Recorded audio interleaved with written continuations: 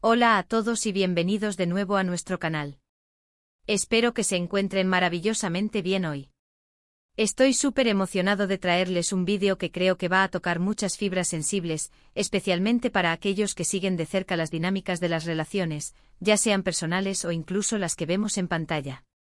Hoy vamos a sumergirnos en un tema que resuena con todos nosotros, el acto de pedir perdón, específicamente centrándonos en un escenario hipotético pero muy real. Kerem pide perdón a Ande, lamento lo que te hice. Este título, Kerem pide perdón a Ande, lamento lo que te hice, nos abre la puerta a explorar las complejidades de una disculpa sincera. No es solo decir las palabras, ¿verdad? Es el peso que llevan, la intención detrás de ellas, y sobre todo, el impacto que tienen en la persona que ha sido herida.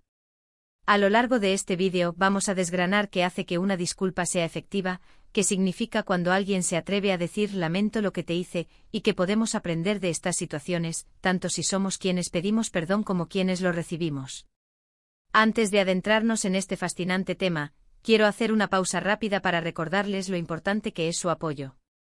Si disfrutan del contenido que creamos aquí, si les resultan interesantes estas reflexiones sobre las relaciones humanas, y si quieren ser parte de esta comunidad en constante crecimiento, los invito encarecidamente a que le den al botón de suscribirse. Es un gesto pequeño para ustedes, pero significa el mundo para nosotros y nos ayuda enormemente a seguir trayéndoles vídeos de calidad. Y si ya están suscritos, gracias de corazón. Activen también la campanita para que no se pierdan ninguno de nuestros futuros contenidos. Ahora sí, vámonos de lleno en el meollo de la cuestión. Cuando escuchamos Kerem pide perdón a Ande, nuestra mente inmediatamente empieza a imaginar escenarios. ¿Qué pudo haber hecho Kerem? ¿Fue un error por omisión, por acción? ¿Fue algo intencional, o un descuido que tuvo consecuencias dolorosas? Y lo más importante, ¿cómo reaccionará Ande? La petición de perdón es un puente, un intento de reparar una brecha, y a menudo, ese puente está cargado de emociones encontradas. Primero hablemos de la intención detrás de un lamento lo que te hice. Para que una disculpa sea genuina, no puede ser una estrategia para salir de un aprieto, ni una forma de manipular. Tiene que nacer de un reconocimiento honesto del error y del daño causado. Kerem, al decir estas palabras, idealmente no solo está reconociendo que hizo algo mal, sino que está asumiendo la responsabilidad de sus actos. No se trata de excusas como lo siento si te sentiste mal, que en realidad diluyen la responsabilidad. Se trata de un lo siento por lo que yo hice y por cómo yo te afecté. ¿Qué implica decir lamento lo que te hice? Implica humildad. Implica reconocer que uno no es perfecto y que a veces nuestros comportamientos tienen un impacto negativo en las personas que queremos. En el caso de Kerem y Ande, si Kerem ha herido a Ande, su petición de perdón es el primer paso para sanar esa herida. Pero no es el único paso. Una disculpa sincera suele ir acompañada de una voluntad de cambio. No sirve de mucho pedir perdón si no hay una intención real de no repetir el error. Si Kerem realmente lamenta lo que hizo, debería ser capaz de explicarle a Ande que aprendió de la situación y cómo planea evitar que algo así vuelva a suceder. Pensemos en las distintas facetas de un conflicto que podría llevar a esta disculpa. Podría ser algo relacionado con una infidelidad, una mentira, una falta de apoyo en un momento crucial, o incluso una serie de pequeños descuidos que, acumulados, han erosionado la confianza.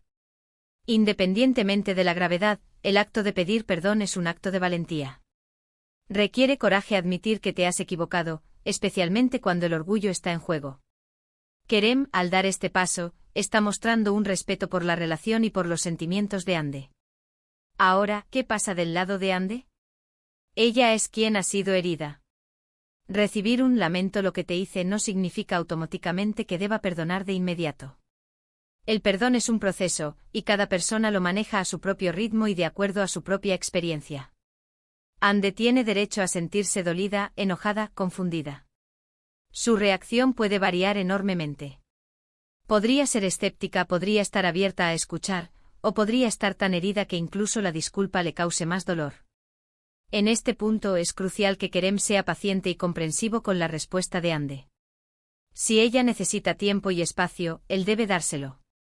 Si ella quiere hablar y expresar sus sentimientos, él debe escuchar activamente sin interrumpir ni ponerse a la defensiva. Escuchar no es solo oír las palabras, es intentar comprender la perspectiva de la otra persona, ponerse en su lugar y validar sus emociones. Si Ande expresa su dolor, Kerem no debería minimizarlo. Frases como «pero tú también hiciste» o «no fue para tanto» son contraproducentes y solo demuestran una falta de empatía y un ego inflado. El «lamento lo que te hice» idealmente va acompañado de un deseo de enmendar el daño. Esto puede manifestarse de muchas maneras.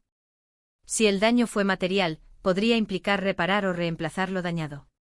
Si el daño fue emocional, como una pérdida de confianza, la enmienda puede requerir tiempo, consistencia y demostraciones de cambio a lo largo del tiempo. Ande necesitará ver que las acciones de Kerem corresponden a sus palabras. No se trata de gestos grandilocuentes, sino de cambios pequeños y consistentes en su comportamiento que demuestren que ha reflexionado y que está comprometido con la sanación de la relación. Pensemos en los componentes de una disculpa constructiva que podríamos ver en el escenario de Kerem y Ande. Primero, el reconocimiento explícito del error: «lamento lo que te hice». Segundo, la asunción de responsabilidad: «yo fui quien lo hizo y reconozco las consecuencias». Tercero, la expresión de remordimiento genuino: «me siento mal por haberte causado dolor».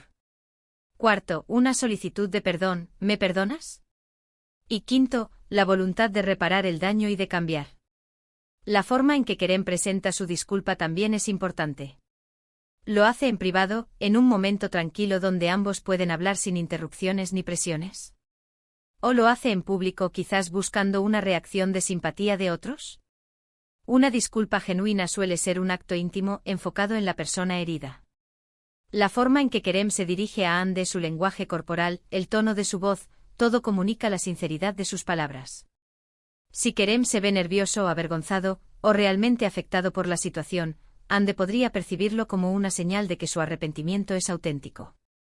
Por otro lado, si Ande decide aceptar la disculpa de Kerem, esto no significa que todo volverá a la normalidad de la noche a la mañana. La confianza, una vez rota, es difícil de reconstruir. El perdón, aunque liberador, no borra el pasado. Es un acto de voluntad que permite seguir adelante, pero la sanación lleva tiempo. Ande podría necesitar establecer límites claros con Kerem, definir qué comportamientos son inaceptables en el futuro y asegurarse de que Kerem respeta esos límites. Este proceso de pedir perdón y ser perdonado es fundamental en todas las relaciones humanas.